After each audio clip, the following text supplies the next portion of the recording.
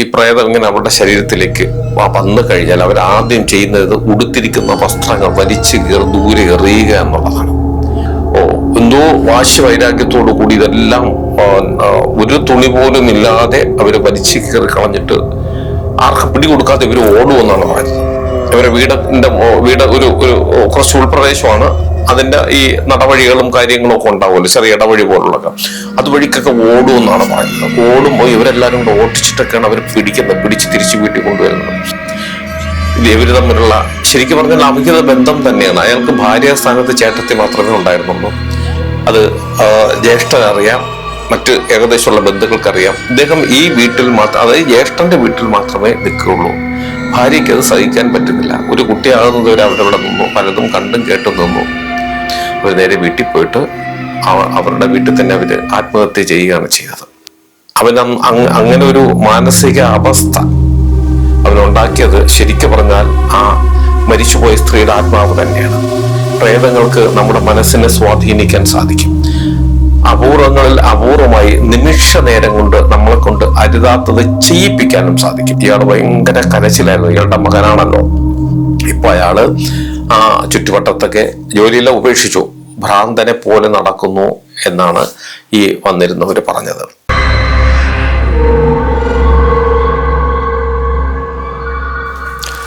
നമസ്കാരം, ഞാൻ സുനിൽ സുന്ദർ. എൻ്റെ ചാനലിലേക്ക് നിങ്ങൾക്ക് എല്ലാവർക്കും സ്വാഗതം. ഇന്ന് ഞാൻ പറയുന്നത് ഒരു പ്രേതാനുഭവ സംഭവ കഥയാണ് പറയുന്നത്. അതായത് പ്രേതങ്ങൾ എല്ലാവർക്കും അറിയാൻ ആഗ്രഹമുള്ളൊരു വിഷയമാണ്. ഒരുപാട് പേര് വിളിച്ച് ചോദിക്കുന്നുണ്ട്, ഓരോരുത്തരുടെ അനുഭവങ്ങൾ എന്നോട് പറയുന്നുണ്ട്. ചില കേസുകൾ അവരുടെ വീട്ടിൽ പോയിട്ട് ഞാനത് ഒഴിവാക്കി കൊടുക്കുന്നുണ്ട്. അതായത് പ്രേതം പിടിച്ചു കഴിഞ്ഞാലും എന്നെ ഒഴിവാക്കാൻ പോകുന്നൊരു വ്യക്തിയാണ്. അങ്ങനെ ഞാൻ പോയി ചെയ്തിട്ടുള്ള സംഭവങ്ങളാണ് ഞാൻ ഈ എൻ്റെ ചാനൽ കൂടി അവതരിപ്പിക്കുന്നത്. അപ്പൊ പ്രേതത്തിന് പ്രേതം നമ്മളിലേക്ക് വന്നാൽ എന്തൊക്കെയാണ് സംഭവിക്കുന്നത്? ഒരുപാട് പേര് വളരെ ആകാംക്ഷയോട് ചോദിച്ച ഒരു വിഷയത്തിന്റെ മറുപടിയാണ് ഇന്ന് ഞാൻ പറയുന്നത്. അതായത് ഈ പ്രേതങ്ങൾ എന്ന് പറയുമ്പോൾ ശരിക്കും പറഞ്ഞാൽ അവരെങ്ങനെയാണ് ഈ പ്രേതങ്ങളായി മാറുന്നത്? മനുഷ്യന്റെ ആത്മാവ്, അതായത് അകാല മൃത്യു സംഭവിക്കുന്നവര്, ആരെങ്കിലും കൊല ചെയ്യപ്പെടുകയോ ആത്മഹത്യ ചെയ്യുകയോ അല്ലെങ്കിൽ മറ്റൊരു വിധത്തിലേക്ക് മരണപ്പെടുകയോ ചെയ്യുന്നവരുടെ ആത്മാക്കളാണ് പ്രേതങ്ങളായിട്ട് മാറുന്നത്.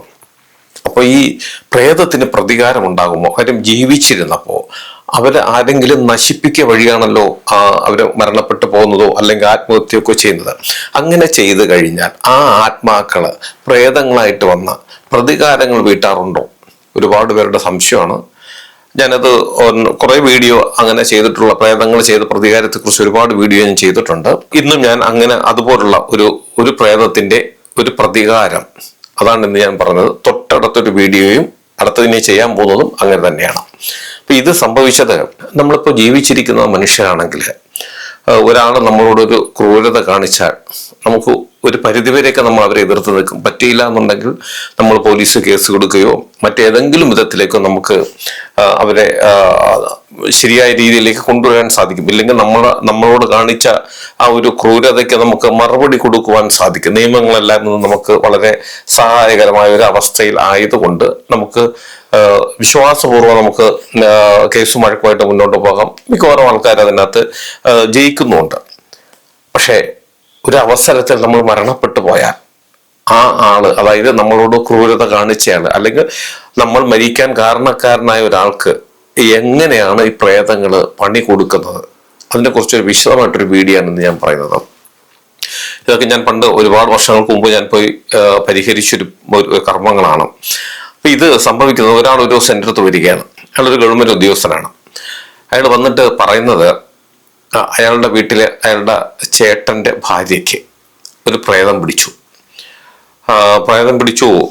അവരിങ്ങനെ അവരുടെ പ്രവൃത്തികൾ ആർക്കും സഹിക്കാൻ പറ്റുന്നില്ല. കാരണം അവർ നിന്ന നിലയിൽ ഈ പ്രേതം ഇങ്ങനെ അവരുടെ ശരീരത്തിലേക്ക് വന്നു കഴിഞ്ഞാൽ അവർ ആദ്യം ചെയ്യുന്നത് ഉടുത്തിരിക്കുന്ന വസ്ത്രങ്ങൾ വലിച്ചു ദൂരെ എറിയുക എന്നുള്ളതാണ്. ആർക്കും സഹിക്കാൻ പറ്റില്ല.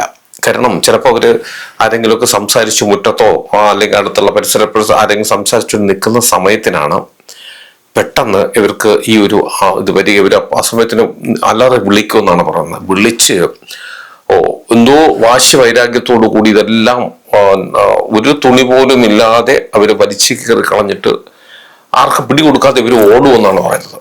ഇവരെ വീട് ഒരു കുറച്ച് ഉൾപ്രദേശമാണ്.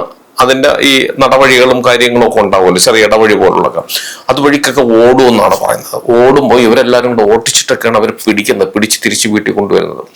ഇതാണ് ഈ പ്രേതം വന്നു കഴിഞ്ഞാലുള്ള ഏറ്റവും വലിയൊരു ബുദ്ധിമുട്ട് അവർക്കിതാണ്. അങ്ങനെ അതിനെക്കുറിച്ച് അന്വേഷിക്കാനാണ് ഇയാൾ എൻ്റെ അടുത്ത് വന്നിരിക്കുന്നത്. അപ്പൊ ഇയാൾ വന്നിരുന്ന് ഇങ്ങനെ വളരെ വിഷമത്തോടു കൂടി പറയുന്നു, കരയുന്നു. ഇതേ കണക്ക് കേസ് ഞാൻ ചെയ്തിട്ടുണ്ട്, പരിഹരിച്ചിട്ടുണ്ട്, അത് ഞാൻ അവതരിപ്പിച്ചിട്ടുണ്ട്. പക്ഷെ അത് രണ്ടും രണ്ട് തന്നെയാണ്. അപ്പൊ ഇയാൾ ഇങ്ങനെ വന്നിരുന്ന് കരയുകയാണ് സ്വന്തം ചേട്ടന്റെ ഭാര്യയ്ക്ക് വേണ്ടിയിട്ട്. ചേട്ടന്റെ ഭാര്യയല്ലേ, നാണക്കേടല്ലേ ഇതൊക്കെ പുറത്തറിഞ്ഞാലോ. അപ്പൊ ഇയാളിങ്ങനെ വന്ന് ഓരോ കാര്യം പറയുമ്പോൾ ഞാൻ അയാളോട് ചോദിക്കുന്നുണ്ട്, ചേട്ടൻ വന്നില്ലേ? അപ്പം ചേട്ടൻ വന്നില്ല. ചേട്ടൻ അല്ല, ഞാനാണ് ഇതിനു വേണ്ടി അന്വേഷിച്ച് വന്നത്, ഉത്തരവാദിത്തമായിട്ട് ഞാനാണ് ഇറങ്ങാനുള്ളത്. ചേട്ടൻ എന്താണ് ജോലി? അപ്പൊ ചേട്ടൻ കൃഷിപ്പണി കാര്യങ്ങളായിട്ട് വീട്ടിൽ തന്നെ, എപ്പോഴും വീട്ടിൽ തന്നെ ഉണ്ട് എന്ന് പറയുന്നുണ്ട്. അപ്പൊ ഞാനിങ്ങനെ ഇയാളുടെ സംസാരങ്ങൾ കേൾക്കുമ്പോൾ എനിക്ക് തന്നെ ഒരുപാട് സംശയങ്ങൾ തോന്നുന്നു. എന്തായാലും ഈ സ്ത്രീയിലൊരു മാരകമായിട്ടുള്ളൊരു പ്രേതബാധയുണ്ട്, അതിനൊരു സംശയവുമില്ല. അതൊരു വാശി വൈരാഗ്യത്തോടു കൂടിയാണ് വന്നിരിക്കുന്നത്. അതായത് ഈ വന്നിരിക്കുന്ന ശരീരത്തിന്റെ ഉടമയായ സ്ത്രീയെ അവര് മുച്ചൂട് നശിപ്പിക്കുക, സമൂഹത്തിൽ നാണം കെടുത്തുക, ഇതാണ് ആ വന്ന പ്രേതത്തിന്റെ ഒരു ലക്ഷ്യം. അതാണ്. വളരെ ചുരുക്കമായിട്ടാണ് ഈ പ്രേതം വന്നു കഴിഞ്ഞാൽ കൊടുത്തിരിക്കുന്ന വസ്ത്രത്തേക്ക് വലിച്ചുരിഞ്ഞിട്ട് ഓടുന്നത്. അതും എല്ലാം ഒന്നും വലിച്ചുരിയാറില്ല. സാധാരണ കേസിൽ ഒക്കെ വലിച്ചു കീറുകയോ ഒക്കെ ചെയ്യുന്നുണ്ട്. അപ്പോഴത്തേക്ക് മറ്റുള്ളവർ പിടിക്കുക എന്നുള്ളതാണ്.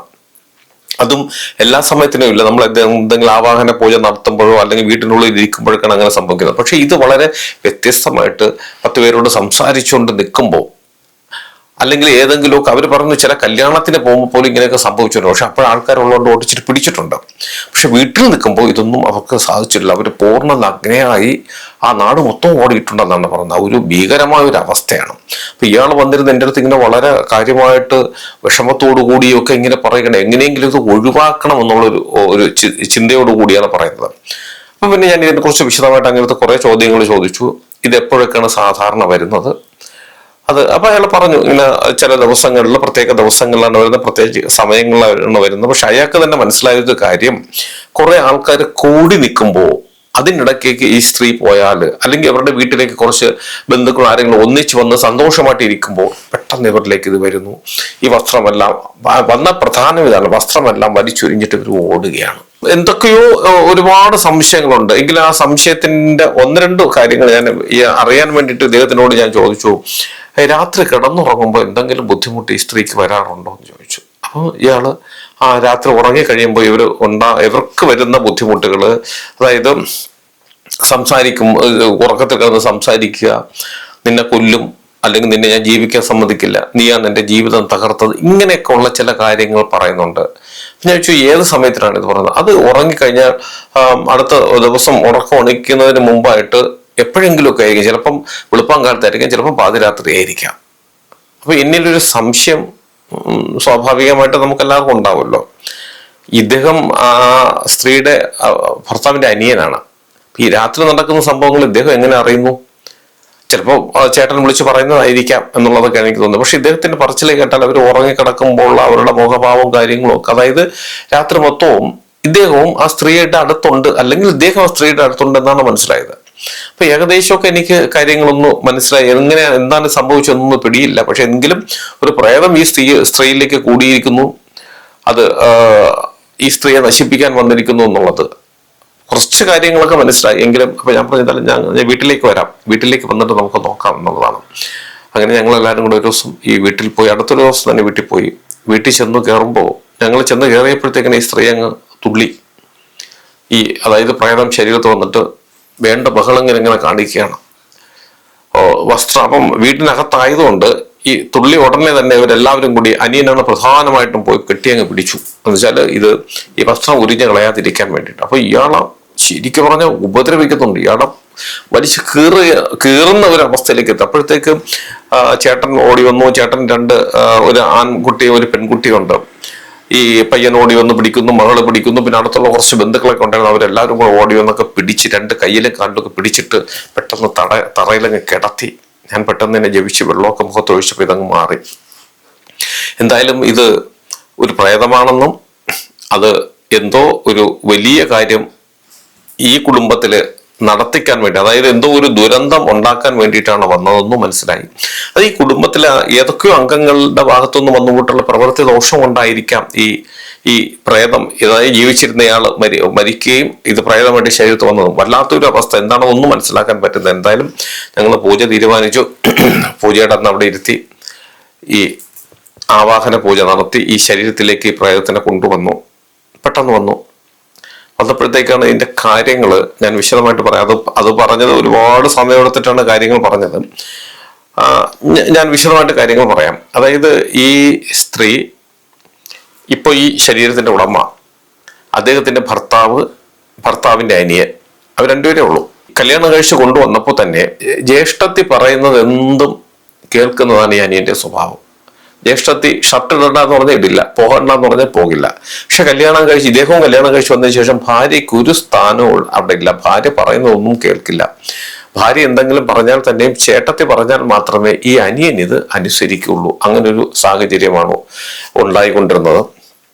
എന്തായാലും അതിലൊരു കുട്ടിയുണ്ടായി, അതൊരു ആൺകുട്ടിയാണ്. പക്ഷെ ഈ അനിയത്തിക്ക് ഇതൊന്നും സഹിക്കാൻ പറ്റുന്ന കാര്യങ്ങളല്ല. ശരീരത്തിൽ വന്നിരുന്ന് പറയുകയാണ്. ഈ അനിയത്തിയുടെ ആത്മാവാണ് ഈ ചേട്ടത്തിന്റെ ശരീരത്തിൽ വന്നിരുന്ന കാര്യങ്ങൾ പറയുന്നത്. ഇത് ഇവര് തമ്മിലുള്ള ശരിക്കും പറഞ്ഞാൽ അവിഹിത ബന്ധം തന്നെയാണ്. അയാൾക്ക് ഭാര്യ സ്ഥാനത്ത് ചേട്ടത്തി മാത്രമേ ഉണ്ടായിരുന്നുള്ളൂ. അത് ജ്യേഷ്ഠനറിയാം, മറ്റ് ഏകദേശമുള്ള ബന്ധുക്കൾക്കറിയാം. ഇദ്ദേഹം ഈ വീട്ടിൽ മാത്രം, അതായത് ജ്യേഷ്ഠന്റെ വീട്ടിൽ മാത്രമേ നിൽക്കുകയുള്ളൂ. ഭാര്യയ്ക്ക് അത് സഹിക്കാൻ പറ്റുന്നില്ല. ഒരു കുട്ടിയാകുന്നത് വരെ അവരവിടെ നിന്നു, പലതും കണ്ടും കേട്ടും നിന്നു.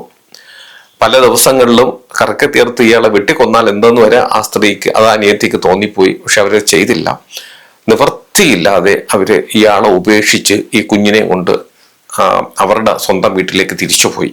1.5 വർഷത്തോളം അവരുടെ നിന്നു. ഇയാൾ ഒരു ദിവസം പോലും പോയി തിരിഞ്ഞു നോക്കിയിട്ടില്ല എന്നുള്ളതാണ്. പക്ഷെ ഇവർക്ക് ഒരുപാട് വിഷമമായി. അങ്ങനെ ഒരു ദിവസം അവര് വീണ്ടും കുഞ്ഞിനെയും കൊണ്ട് ഈ വീട്ടിലേക്ക് വന്നു. ഈ വീട്ടിലേക്ക് വന്നു കയറിയപ്പോൾ അവര് ഒന്നും പറയാതാണ് വന്നത്. പക്ഷെ വന്നു കയറിയപ്പോൾ അവര് കണ്ട കാഴ്ച അവർക്കത് ഒട്ടും സഹിക്കാൻ പറ്റിയില്ല. അപ്പോഴത്തേക്ക് ഇയാള് വന്നിട്ട്, നീ എന്തിനാ ഇപ്പൊ വന്നു, പറഞ്ഞിട്ട് വരാത്തത്, അല്ലെങ്കിൽ പറഞ്ഞ് ഞാൻ അങ്ങോട്ട് വരുമായിരുന്നല്ലോ, നീ ഇനി എന്തിനിവിടെ വന്നു എന്നും പറഞ്ഞ് ഈ അനിയനും ചേട്ടത്തെയും കൂടെ ഇവരെ ഒരുപാട് വഴക്ക് പറഞ്ഞു, ആട്ടിയിറക്കി. അവർ നേരെ വീട്ടിൽ പോയിട്ട് അവരുടെ വീട്ടിൽ തന്നെ അവര് ആത്മഹത്യ ചെയ്യുകയാണ് ചെയ്തത്. ആ പ്രേതമാണ് ഈ ചേട്ടത്തിന്റെ ശരീരത്തിൽ വന്നിട്ട് ഇത്രയും ബുദ്ധിമുട്ട്. കാര്യം അവർ ഇത്രയും മാനസികമായിട്ട് അവരെ വിഷമിപ്പിച്ചു, അവരുടെ ജീവിതം തകർത്തു. ഭർത്താവിന്റെ അടുത്തേക്ക് വന്ന സ്ത്രീയെ ആട്ടിയിറക്കി വിട്ടു. അതിന് കൂട്ടുനിന്നത് ഭർത്താവ്. ആ സ്ത്രീയെ ഈ സമൂഹത്തിൽ അവർ പറഞ്ഞത്, ഒരു നൂൽ ബന്ധം പോലും ഇല്ലാതെ ഈ നാട്ടുകാരുടെ മുന്നിൽ ഞാൻ ഇവളെ പ്രദർശിപ്പിക്കും, അതിനുശേഷം ഇവളെ ഞാൻ കൊല്ലും, യവനെയും കൊല്ലും. ഇതാണ് ആ ആത്മാവിന്റെ തീരുമാനം. ശരിക്കും പറഞ്ഞാൽ ഞങ്ങളെല്ലാം ഞെട്ടിപ്പോയി. അപ്പൊ ഇതൊക്കെ പറയുമ്പോൾ ഇത് നാട്ടുകാർക്ക് ഏകദേശം ഉള്ളവർക്ക് അറിയാം, വന്നു നിൽക്കുന്ന ബന്ധുക്കൾക്കറിയാം, ഒരുപാട് പേരുണ്ട്, എല്ലാവർക്കും അറിയാം. ആദ്യമായിട്ട് അറിയുന്നത് ഞങ്ങൾ മാത്രമാണ്. എന്തായാലും പൂജ ചെയ്തു, ഈ ആത്മാവിനെ ഒരുവിധം ശാന്തമാക്കി, അവരോട് കാര്യങ്ങളൊക്കെ പറഞ്ഞു മനസ്സിലാക്കി കഴിഞ്ഞപ്പോൾ പിന്നെ അവരൊരു വലിയ ബുദ്ധിമുട്ടാണ് ഇതിനെ നമ്മൾ ഇങ്ങനെ ഒരു അവസ്ഥയിലേക്ക് നമുക്ക് തിരിച്ചിവരെ കൊണ്ടുവരുന്നത്. അല്ലെങ്കിൽ ഇവരെ കാര്യങ്ങൾ പറഞ്ഞ് ഇവരുടെ ഈ ഒരു തീരുമാനത്തിൽ നിന്നും ഇവരെ പിന്തിരിപ്പിക്കുക എന്ന് പറഞ്ഞാൽ വലിയ ബുദ്ധിമുട്ടുള്ള കാര്യമാണ്. ശരിക്കും അവരെ കാല് പിടിക്കും പോലെയാണ്. പക്ഷെ അപ്പോഴത്തേക്കും അവർ സമ്മതിച്ചെങ്കിലും അവരൊരു നിബന്ധന വെച്ചത്, ഇവൻ ഇതുവരെയും എൻ്റെ കുഞ്ഞിനെ പോയി നോക്കിയിട്ടില്ല, ഈ ബന്ധം ഉപേക്ഷിച്ച് എൻ്റെ കുഞ്ഞിൻ്റെ അടുത്ത് പോകണം, ഇനി ഒരു കാരണവശാലും ഈ ഭൂമിയിലേക്ക് അല്ലെങ്കിൽ ഇവളുടെ അടുത്തേക്ക് ഇയാൾ വരരുത്, വന്നാൽ ഞാൻ ഇവിടെ നിന്ന് ഏതെങ്കിലും ഒരു ജീവനം കൊണ്ട് മാത്രമേ പോവുകയുള്ളൂ എന്ന് പറഞ്ഞു. പക്ഷെ അപ്പോൾ എന്റെ മനസ്സിൽ തോന്നി, ജീവൻ എന്ന് പറയുമ്പോൾ ഈ സ്ത്രീയുടെ ജീവൻ എടുക്കാനാണല്ലോ നിൽക്കുന്നത് ജ്യേഷ്ഠതയുടെ. അപ്പം അതിൽ നിന്നും ഒന്ന് ഒഴിവാക്കി നിർത്താം. ആർക്കും ഈ ഭർത്താവിനോട് വിരോധം ഉണ്ടെങ്കിൽ ഭർത്താവിനെ കൊല്ലില്ല എന്ന് അവരുടെ വർത്തമാനത്തുനിന്ന് മനസ്സിലായി. പക്ഷെ ഞാൻ ചെയ്യുന്നത് ശരിയല്ല. കാര്യം അവര് ജീവിച്ചിരുന്നപ്പോ അവരനുഭവിച്ച ആ ഒരു അവഗണന അല്ലെങ്കിൽ ഒരു വിഷമം, അതവർ ജീവിച്ചിരുന്നപ്പോൾ ഒരു സ്ത്രീയാണ്, അവർക്കൊന്നും പ്രതികാരം ചെയ്യാൻ സാധിച്ചില്ല. മരിച്ചു കഴിഞ്ഞപ്പോൾ ആത്മാവ് പ്രതികാരം ചെയ്യുമ്പോൾ അതിൽ നിന്നും പിന്തിരിപ്പിക്കുന്നത് എൻ്റെ ഒരു ചിന്തയിൽ ശരിയല്ല എന്ന് എനിക്ക് തോന്നി. പക്ഷെ ചെയ്യാൻ പാടില്ല ഞാനത്. കാര്യം അത് പിന്തിരിപ്പിക്കണം. കാര്യം എൻ്റെ കർമ്മം അതാണ്, അല്ലെങ്കിൽ എൻ്റെ ഡ്യൂട്ടി അതാണ്, ചെയ്തേ പറ്റൂ. അയാൾ കൊടുമഞ്ചകനാണ്. ആ സ്ത്രീ എന്ന് വെച്ചാൽ വെറും ഭൂമിക്ക് മേലെ ജീവിച്ചിരിക്കാൻ അർഹതയില്ലാത്തൊരു സ്ത്രീ തന്നെയാണ്. പക്ഷെ എങ്കിൽ തന്നെയും മരിച്ചു നിൽക്കുന്ന ഒരു ആത്മാവിന് വേണ്ടിയിട്ട് ഇവരെ വിട്ടുകൊടുക്കുക എന്ന് പറഞ്ഞാൽ അത് എൻ്റെ കർമ്മത്തിന് നിരക്കുന്നതല്ലാത്തതുകൊണ്ട് ഞാൻ ഈ പ്രേതത്തിന്റെ ഈ ശരീരത്ത് വന്നിരുന്ന അവരുടെ കയ്യും കാലും പിടിച്ചു. ഞാനത് സമ്മതിപ്പിച്ചു. ശരി, ഈ ഒരു നിബന്ധനയോടുകൂടി അയാൾ ഇനി ഇവിടെ വരില്ല. ഞാൻ അയാളോട് അനുവാദമൊന്നും ചോദിച്ചില്ല. അയാൾ ഇനി ഇവിടെ വരില്ല, സ്വന്തം കുഞ്ഞിനോടൊപ്പം അയാൾ ജീവിച്ചുകൊള്ളും എന്ന് ഞാൻ വാക്ക് കൊടുത്തു. അതായത് ഒരു കാരണവശാലും ഇനി ഈ ശരീരത്തിലേക്ക് വരരുത് എന്നുള്ളൊരു നിബന്ധന മാത്രം ഞാൻ വാങ്ങിച്ചു. തിരിച്ച് ഞാൻ ഇതേ കണക്കൊരു നിബന്ധന അല്ലെങ്കിൽ ഇതേ കണക്കൊരു വാക്ക് ഞാൻ അങ്ങോട്ട് കൊടുക്കുകയും ചെയ്തു. പൂർണ്ണമായിട്ടും അതിനെ ആ ശരീരത്തിൽ നിന്ന് ഒഴിവാക്കി. പിന്നെ ഒരു 3 മാസത്തോളം അവർക്ക് ഒരു കുഴപ്പമില്ലായിരുന്നു. അപ്പൊ അന്ന് പൂജ കഴിഞ്ഞ് പോകുന്നതിന് മുമ്പ് ഞാൻ ഇദ്ദേഹത്തിനോട് വിളിച്ചു പറഞ്ഞു, ഒരു കാരണവശാലും ഇനി നിങ്ങൾ ഇവിടെ തങ്ങരുത്. കാര്യം നിങ്ങൾക്കൊരു കുട്ടിയുണ്ട്, നിങ്ങൾ കാരണമാണ് നിങ്ങളുടെ ഭാര്യ ആത്മഹത്യ ചെയ്തത്. പക്ഷെ ഇതൊന്നും പറയുമ്പോൾ അയാൾക്ക് ഒരു കുലുക്കവുമില്ല. ഞാൻ പറഞ്ഞുകൊണ്ട് ഇനി നിങ്ങളിവിടെ നിൽക്കരുത്. ഇനി നിന്നാൽ ഇതിലേതെങ്കിലും ഒരു ജീവനം കൊണ്ടായിരിക്കും അത് പോകുന്നത്. അപ്പൊ അയാൾ എൻ്റെ അടുത്ത് ചോദിച്ചു, അത് വിലക്കിയല്ലോ, താങ്കൾ വിലക്കിയല്ലോ ഈ ശരീരത്തിൽ വരരുതെന്ന്. അപ്പൊ ഇനി വന്ന് ഈ ശരീരത്തിന് ഉപദ്രവിക്കില്ലല്ലോ എന്ന്. അപ്പൊ എനിക്ക് മനസ്സിലായി ഇയാളുടെ ചിന്താഗതി എന്താന്നുള്ള കാര്യം. അപ്പം മറ്റാരെയും ഉപദ്രവിക്കില്ല എന്നൊരു ധാരണ ഇങ്ങയുടെ മനസ്സിലുണ്ട്. എന്തായാലും ഒരു ചെറിയ പണി അങ്ങേർക്ക് കിട്ടണമെന്ന് ഞാൻ മനസ്സിലുകൊണ്ട് ഉദ്ദേശിച്ച് ഞാൻ പറഞ്ഞു, ഈ ശരീരത്തിൽ വരില്ല, അത് ഞാൻ ഗ്യാരണ്ടി. പക്ഷെ നിങ്ങൾ ഇവിടെ നിന്ന് പോകണം, ഇല്ലെങ്കിൽ നിങ്ങൾക്കത് ബുദ്ധിമുട്ടുണ്ടാക്കും, യാതൊരു സംശയമില്ല എന്ന് ഞാനത് പറയുകയും ചെയ്തു.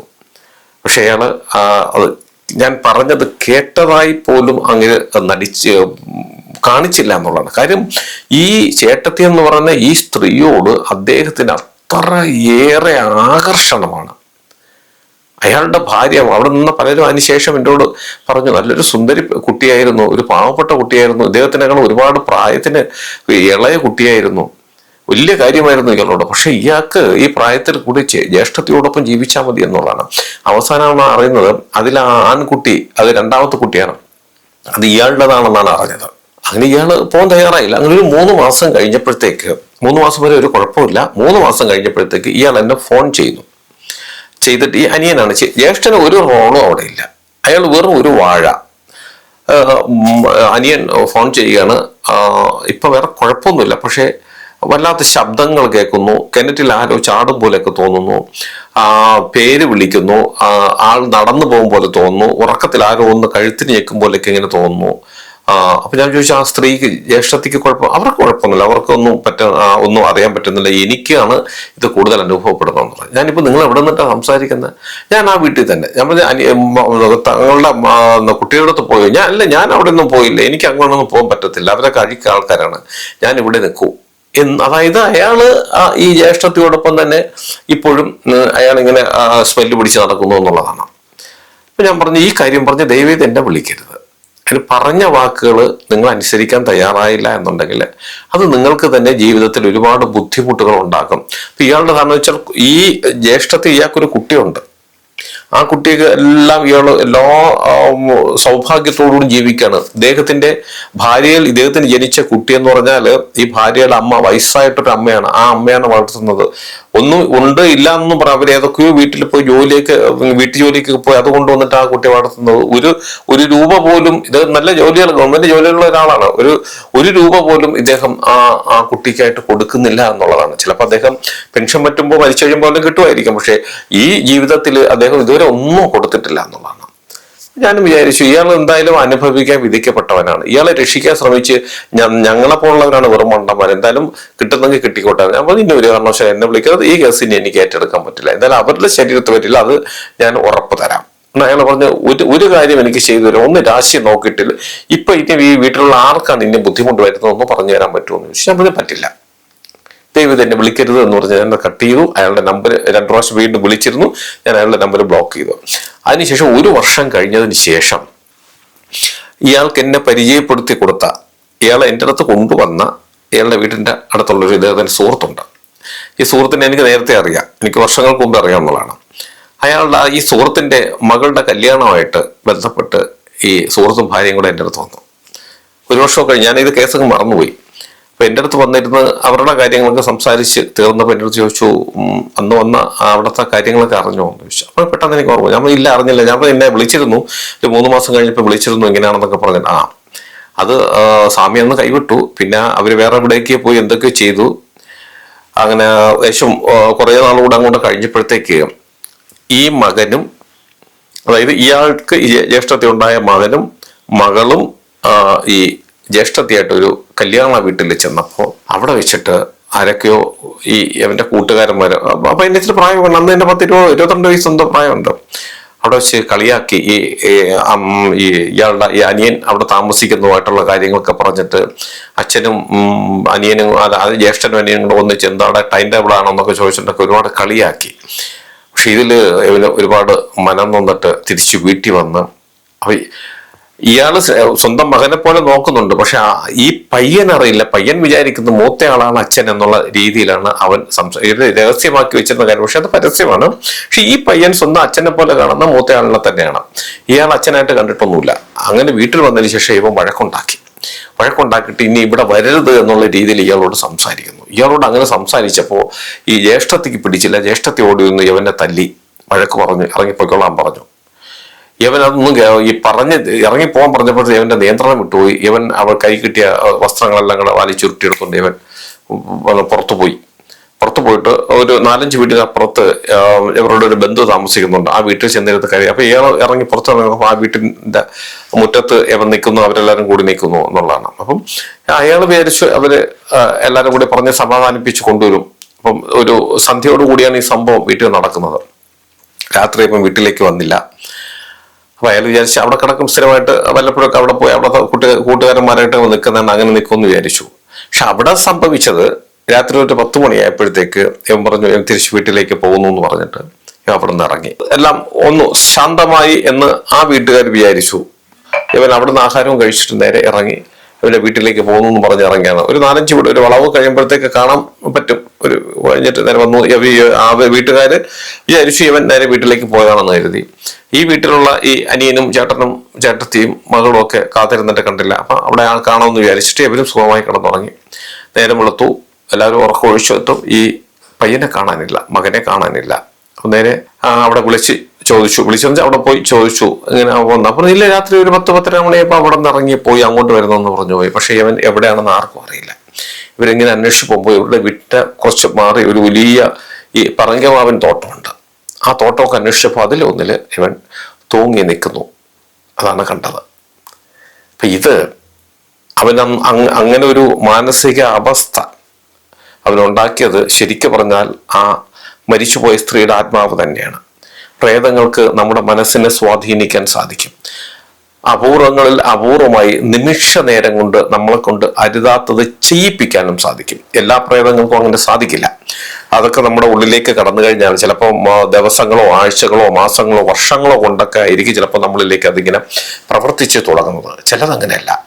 അത്രയും പവർഫുൾ ആയിട്ട് നിൽക്കുന്നതാണെങ്കിൽ ആ ആത്മാവിന്റെ മുന്നിൽ സത്യങ്ങൾ മാത്രമേ ഉള്ളൂ എന്നുണ്ടെങ്കിൽ നിമിഷം കൊണ്ട് ഇങ്ങനെ ഒരു ഉള്ളിലേക്ക് കടക്കാനും അതിനെ കൊണ്ട് അരുതാത്തത് ചെയ്യിപ്പിക്കാനും സാധിക്കും. എന്തായാലും ആ മകൻ ആത്മഹത്യ ചെയ്തു, അവൻ മരിച്ചുപോയി എന്നുള്ളതാണ്. ഇയാൾ ഭയങ്കര കരച്ചിലായിരുന്നു. ഇയാളുടെ മകനാണല്ലോ. ഇപ്പൊ അയാള് ആ ചുറ്റുവട്ടത്തൊക്കെ ജോലിയെല്ലാം ഉപേക്ഷിച്ചു, ഭ്രാന്തനെ പോലെ നടക്കുന്നു എന്നാണ് ഈ വന്നിരുന്നവർ പറഞ്ഞത്. ആ പ്രേതം അല്ലെങ്കിൽ ആ ആത്മഹത്യ ചെയ്ത സ്ത്രീയുടെ ഇദ്ദേഹത്തിന്റെ യഥാർത്ഥ ഭാര്യയുടെ ആത്മാവ് അതിന്റെ പ്രതികാരം അതങ്ങനെ തീർത്തു എന്നുള്ളതാണ്. അതങ്ങനെ തീർക്കാൻ ശരിക്ക് പറഞ്ഞാല് അത് തടുക്കാൻ ചിലപ്പം എനിക്ക് പറ്റില്ല, പക്ഷെ മറ്റാർക്കെങ്കിലും ഏതെങ്കിലും ഇതെന്നെ കർമ്മം ചെയ്യുന്നവർക്ക് തടുക്കാൻ സാധിക്കുമായിരുന്നു. പക്ഷെ അങ്ങനെയുള്ള ഒരാളിൻ്റെ അടുത്ത് ചെന്നെത്താൻ ഇവർക്ക് സാധിച്ചില്ല എന്നുള്ളതാണ്. അത് അവരുടെ വിധിയാണത്. നമ്മൾ കാണിക്കുന്ന വൃത്തികേടുകൾ അല്ലെങ്കിൽ നമ്മളൊരു കല്യാണം കഴിച്ച് കൊണ്ടുവന്നിട്ട് ഈ ഒരു സ്ത്രീയോട് കാണിക്കുന്ന ഇത്രയും ക്രൂരതകൾ, അതിൻ്റെയൊക്കെ ശിക്ഷ ഈ ഭൂമിയിൽ വെച്ച് തന്നെ കിട്ടണം. അയാളുടെ മനസ്സ് തകർന്ന് അയാളുടെ മകൻ, അതായത് അയാളുടെ സ്വന്തം ഭാര്യയിൽ ഉണ്ടായ അദ്ദേഹത്തിന്റെ മകൻ അലഞ്ഞു തിരിഞ്ഞ് ഭിക്ഷക്കാരനെ പോലെ നടക്കുന്നു. അതിൽ അദ്ദേഹത്തിന് വിഷമം ഉണ്ടായില്ല, അങ്ങനെ ഭ്രാന്ത് പിടിച്ചില്ല. പക്ഷേ ജ്യേഷ്ഠന്റെ ഭാര്യയിൽ അദ്ദേഹത്തിനുണ്ടായ കുട്ടിക്ക് ഇങ്ങനെ ദുരന്തം സംഭവിച്ചപ്പോൾ അവന്റെ സമനില തെറ്റി എന്നുള്ളതാണ്. ഭ്രാന്തനെ പോലെ ഇങ്ങനെ അലഞ്ഞു തിരിഞ്ഞ് നടക്കുന്നു. എല്ലാവരും ശ്രദ്ധിക്കുക, പ്രേതങ്ങള് അത് വെറും പാവങ്ങളാണ്. മനസ്സിന് ജീവിച്ചിരുന്നപ്പോൾ മനസ്സിന് ഒട്ടും ധൈര്യമില്ലാത്ത അല്ലെങ്കിൽ ഒരു നിവൃത്തിയുമില്ലാതെ ആത്മഹത്യ ചെയ്തു പോകുന്നവരാണ്. അങ്ങനെ പോകുന്ന മനുഷ്യന്റെ ആത്മാക്കളാണ് പ്രേതങ്ങളായി വരുന്നത്. അങ്ങനെ വരുന്നതിൽ ചില ആത്മാക്കൾ, നെഗറ്റീവുകൾ ഇതുപോലുള്ള പ്രതികാര നടപടികളുമായിട്ട് മുന്നോട്ട് വന്നാൽ ചിലപ്പോൾ നമുക്ക് തടുക്കാൻ സാധിക്കില്ല എന്നുള്ളതാണ്. അപ്പോഴും നമ്മൾ മനസ്സിലാക്കേണ്ട ഒരു കാര്യം, അതിനൊരു ലക്ഷ്യമുണ്ട്. അതിനെ ചതിച്ച ആളിനെ നശിപ്പിക്കുക. ആ വീട്ടിൽ എത്രയോ മറ്റുള്ള അംഗങ്ങൾ, ബന്ധുക്കൾ, അയൽവക്കത്തുള്ളവരെല്ലാവരും ഉണ്ടായിരുന്നു. ആരെയും അത് ഉപദ്രവിച്ചില്ല.